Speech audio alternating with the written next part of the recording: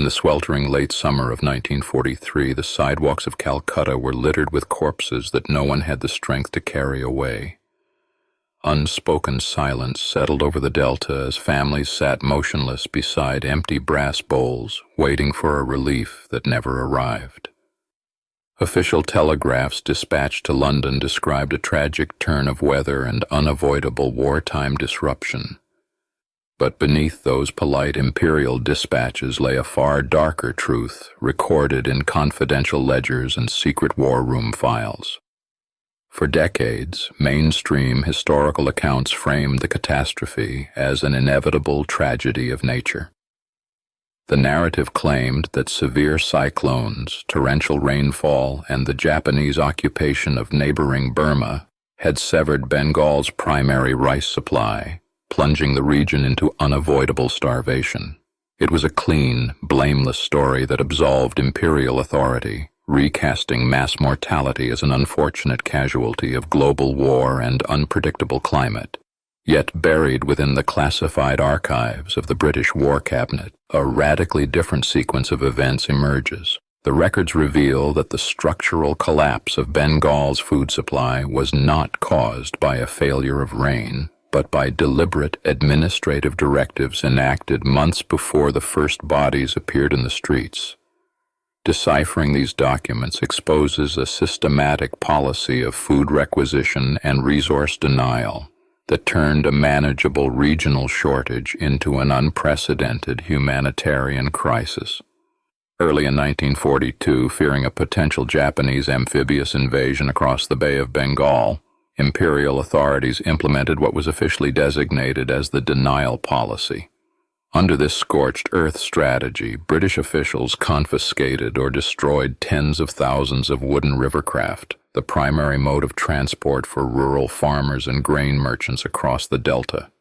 Simultaneously, massive stocks of domestic rice were forcibly removed from coastal districts and relocated to military hubs. The immediate consequence was catastrophic for rural communities. Deprived of their boats, fishermen could no longer cast their nets, and local merchants were unable to trade between isolated villages. Coastal Bengal was effectively severed from its internal market networks before the 1943 harvest even reached maturity.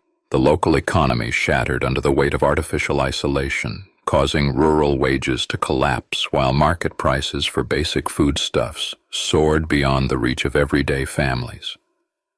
Modern statistical analysis of contemporary agricultural records confirms that total food availability in Bengal during 1943 was only slightly lower than in previous non-famine years. There was sufficient grain within India to feed the population. The problem was not an absolute physical absence of rice, but an engineered collapse of purchasing power and distribution mechanisms, enforced by wartime priorities that valued military stockpiles over human survival. 7,000 miles away in London, the decisions governing these resources were finalized inside the fortified underground rooms of the Cabinet War Office. Prime Minister Winston Churchill presided over a war effort that demanded ruthless prioritization of shipping capacity, raw materials, and agricultural yields.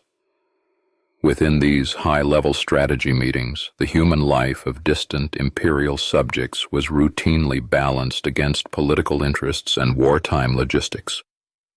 Archival shipping logs from late 1942 and early 1943 indicate that even as starvation swept through the rural districts of Bengal, India remained a net exporter of food grains.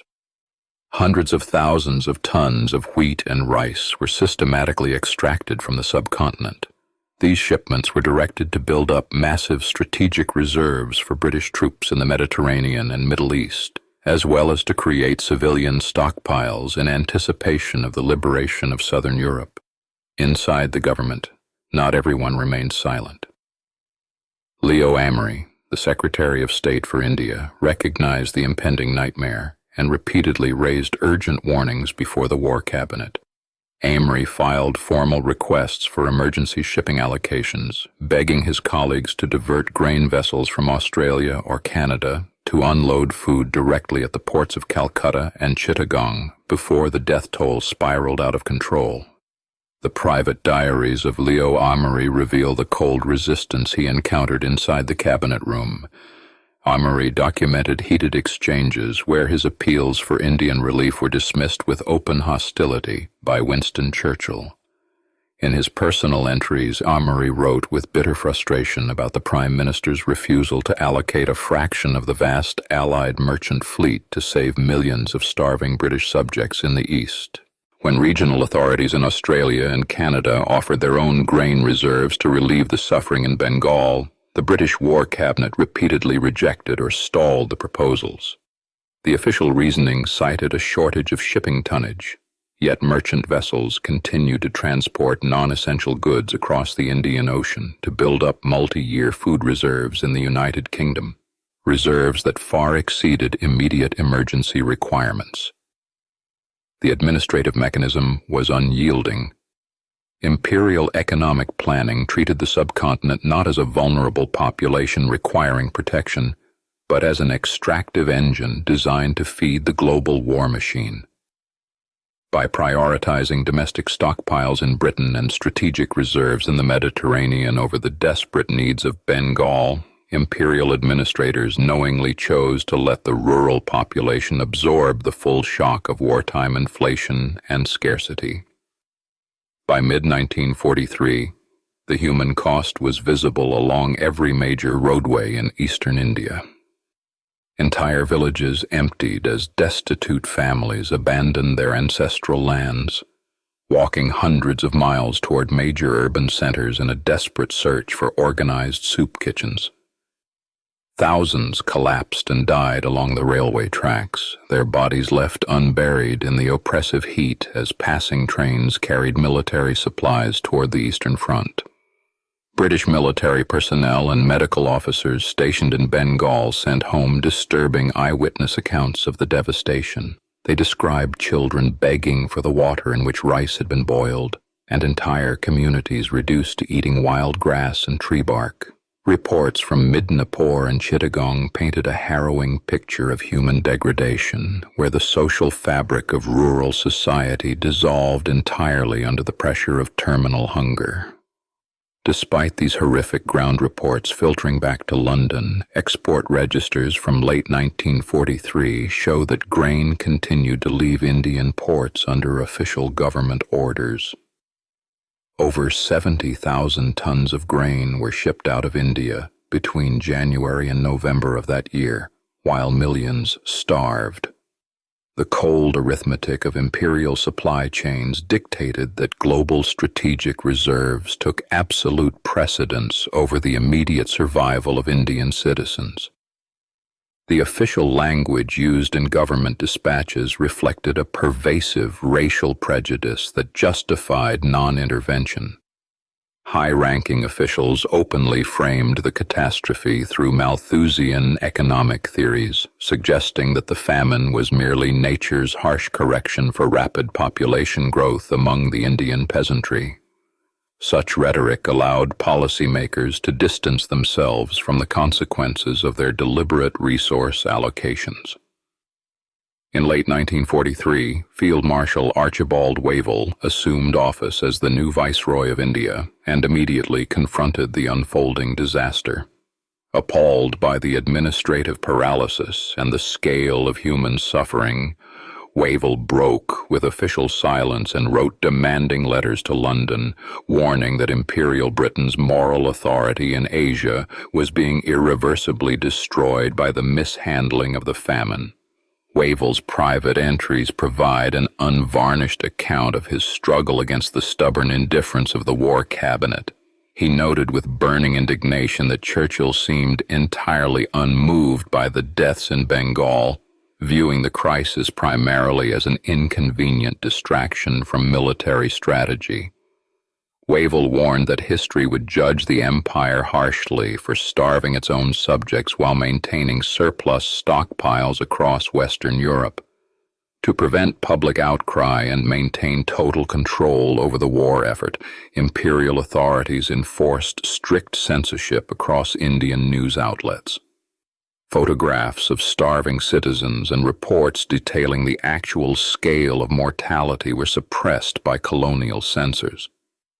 Official releases insisted that food distribution was under control and blamed local grain hoarders and corrupt Indian merchants for localized price spikes. The wall of silence was broken in August 1943 when Ian Stevens, the courageous British editor of the Calcutta-based newspaper The Statesman, defied government censorship orders. Stevens published graphic, unedited photographs depicting emaciated victims dying on the streets of Calcutta, accompanied by scathing editorials that directly blamed the government's policy decisions. The published images shocked the international community and rendered further imperial denial impossible. As international awareness grew, external offers of humanitarian relief began to flood in. The United States offered direct food assistance, and the Canadian government pledged shipments of emergency wheat. Yet the British War Cabinet continued to decline these offers or delay shipping permits, maintaining that neutral or allied ships could not be spared, and that accepting foreign aid would damage imperial prestige in Asia. After the disaster finally subsided in 1944, the British government commissioned an official inquiry into the causes of the catastrophe. The resulting Famine Inquiry Commission report blamed local administrative incompetence, distribution failures, and crop diseases, carefully sidestepping the broader economic policies and grain export decisions authorized by top officials in London. The systemic accountability of the War Cabinet was effectively erased from the official public record. Decades later, modern archival research and economic modeling led by prominent scholars have completely dismantled the colonial narrative. Re-examinations of meteorological data prove that weather patterns in 1943 were within normal parameters. The primary cause of death was not a shortage of food produced on Indian soil, but an artificial, policy-driven distribution failure that deliberately diverted life-saving resources away from the vulnerable poor. The ultimate human toll of the Bengal famine remains one of the darkest chapters of the 20th century. Estimates indicate that between 2 and 3 million human beings lost their lives to starvation and the epidemics of malaria, cholera, and dysentery that swept through the weakened population. Millions more were permanently displaced, their livelihoods destroyed, and their communities permanently fractured by preventable loss. History books often remember the Allied victory in World War II as an unblemished triumph of freedom over tyranny, elevating leaders like Winston Churchill to mythical status. But this triumphant narrative glosses over the silent, tragic sacrifices imposed on colonized nations. The victory in Europe was fueled in part by the systematic extraction of wealth, labor, and vital food resources from populations that were left completely unprotected against catastrophic collapse. The surviving documents, forgotten ledgers, and honest entries in the Leo Amory diaries reveal a truth that the archives could not permanently bury. The 1943 Bengal famine was not an unpreventable act of nature, but the predictable consequence of strategic decisions, military priorities, and deep institutional indifference.